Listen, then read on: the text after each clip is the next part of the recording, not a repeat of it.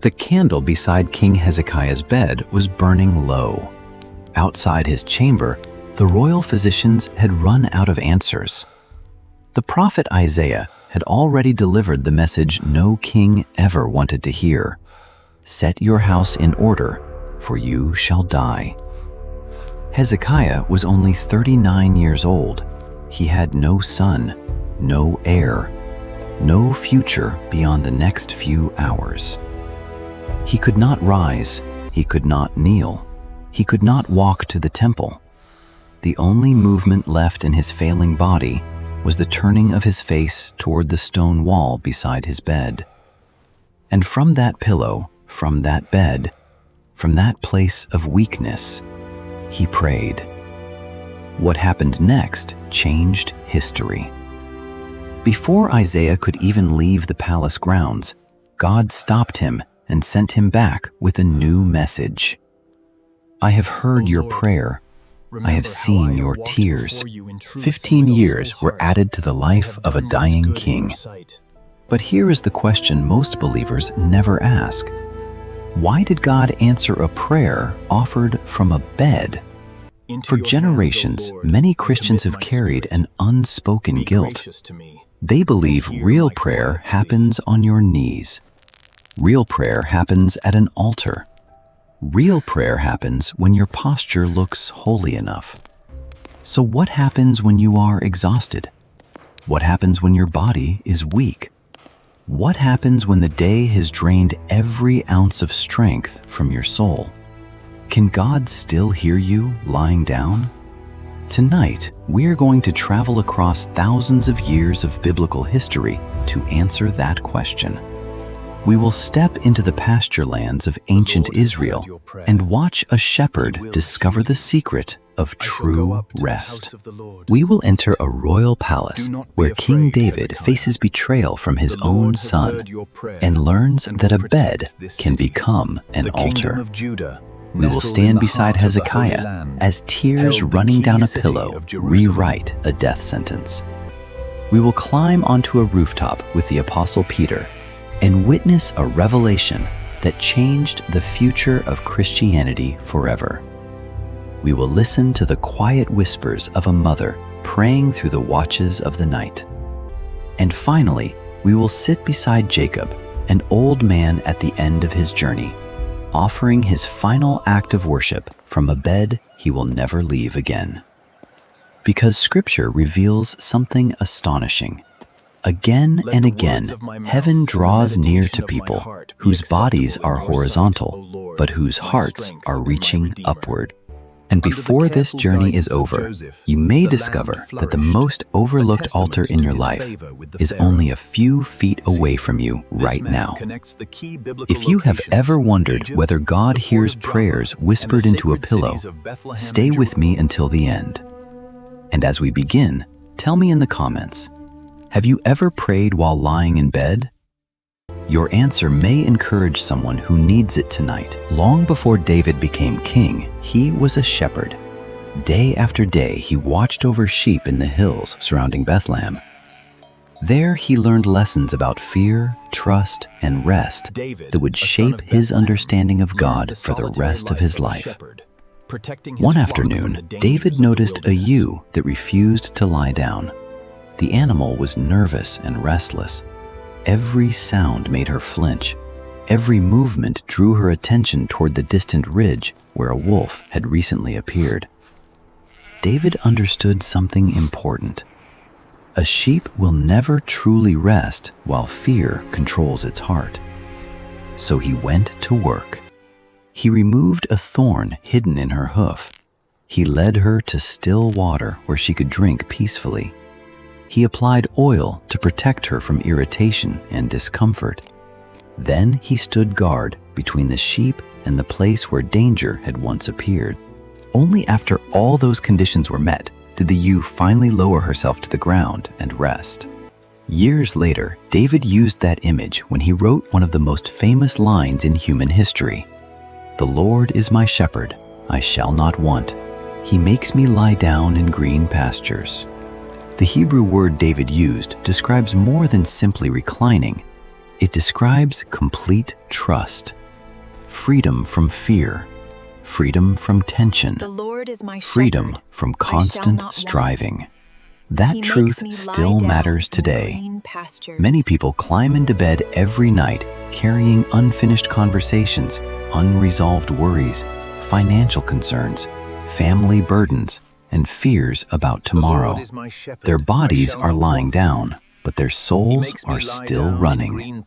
David learned The that Lord is true my rest shepherd. comes I when the shall not shepherd want. himself takes responsibility lie for what down we in cannot green control. pastures. Perhaps that is why some prayers can only be prayed honestly after we finally stop striving, after we stop performing, after we stop pretending to be strong. Sometimes the most powerful act of faith is not standing. Sometimes it is surrendering.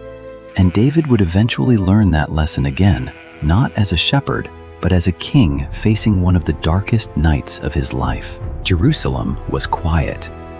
The lamps burned low inside the royal chambers. King David lay awake in bed while painful thoughts circled through his mind. His own son, Absalom, had rebelled against him. The child he had loved, the child he had raised, now led an army against him. Fear battled with grief. Anger battled with heartbreak. David's entire kingdom seemed to hang in the balance. Yet in that moment, David did something unexpected. He did not summon his generals. He did not pace the room. He did not rush into action. Instead, he remained where he was, on his bed. In the darkness, he spoke to his own soul. Be angry and do not sin.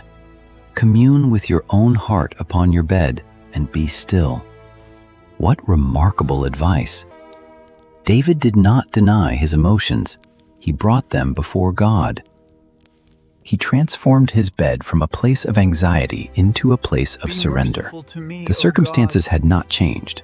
Absalom was still coming. The danger was still real. But David changed. By morning, he could write words that have comforted believers for 3,000 years. In peace, I will both lie down and sleep. For you alone, O Lord, make me dwell in safety. His bed became an altar. His sleepless night became a prayer. And centuries later, another king would discover that heaven still meets people on their beds. King Hezekiah was dying. The physicians had exhausted every remedy. The fever continued. The illness spread. Then Isaiah arrived with a message from God. Set your house in order, for you shall die and not recover. The room fell silent. Hezekiah was only 39 years old. He had no son, no heir. The future of David's royal line seemed ready to disappear. Yet Hezekiah could not collapse publicly before his attendants. So he did the only thing his weakened body could still do. He turned his face toward the wall. That small movement created a private sanctuary in a room full of people. And there, hidden from every human eye, he wept. Not polite tears, not controlled tears. Deep, broken cries from the heart of a man who had reached the end of himself. He prayed, "Remember me, Lord." That prayer was offered from a bed, not a temple, not a public gathering, not a religious ceremony. A bed. Meanwhile, Isaiah was still walking through the palace. He had not even reached the outer gate. Then God interrupted him. The prophet stopped, turned around, returned to the king, and delivered one of the most beautiful messages in Scripture. I have heard your prayer. I have seen your tears. God had not merely heard the words, he had seen the tears. The sentence of death was reversed. 15 years were added to Hezekiah's life. The healing process began. Hope returned. And for generations, believers facing sickness, grief, and uncertainty have drawn strength from this moment. Because Hezekiah's story reminds us of something simple but powerful. God is not limited by your posture. He is moved by your heart. And the next person to receive a life-changing encounter with God would not be a king in a palace. He would be an apostle resting on a rooftop. The city of Joppa sat beside the Mediterranean Sea. It was noon. The sun stood high overhead. Peter climbed to the rooftop of a house to pray while food was being prepared below. Joppa, He was hungry, very hungry. was the gateway to The smells drifting upward only intensified his appetite. So he lay down and waited. Then something extraordinary happened. Peter entered a trance. A great sheet appeared descending from heaven. Inside were animals of every kind. Clean animals, unclean animals. Creatures accepted under Jewish law and creatures forbidden under Jewish law. A voice spoke, "Rise, Peter, kill and eat." Peter resisted immediately. For his entire life, he had followed the dietary laws of Israel. But the voice answered, "What God has cleansed, do not call common." The vision repeated 3 times. Peter did not fully understand it yet, but heaven was preparing him for a meeting that would transform Christian history. Soon, messengers arrived from Cornelius, a Roman centurion, a Gentile, someone Peter would previously have avoided. Through that encounter, Peter learned that the gospel was not restricted to one nation. God's invitation extended to every people, every language, every tribe. The early church would never be the same. Think about that. One of the most significant revelations in the New Testament came while Peter was lying down on a rooftop waiting for lunch. The moment reminds us again that God is concerned with receptivity, not appearance. While Peter rested, heaven spoke. While Peter became still, God revealed his plans. And throughout history, countless believers have experienced something similar during the quiet hours of the night. Imagine Jerusalem centuries earlier. A mother lies awake in darkness. Her son has gone away. Weeks have passed. No message has arrived. Fear whispers terrible possibilities into her mind. Yet instead of surrendering to panic, she begins to pray. Softly, quietly, repeatedly. "Lord, keep him." No audience hears her words. No crowd witnesses her faith. Yet heaven hears every whisper. The Psalms are filled with this kind of prayer.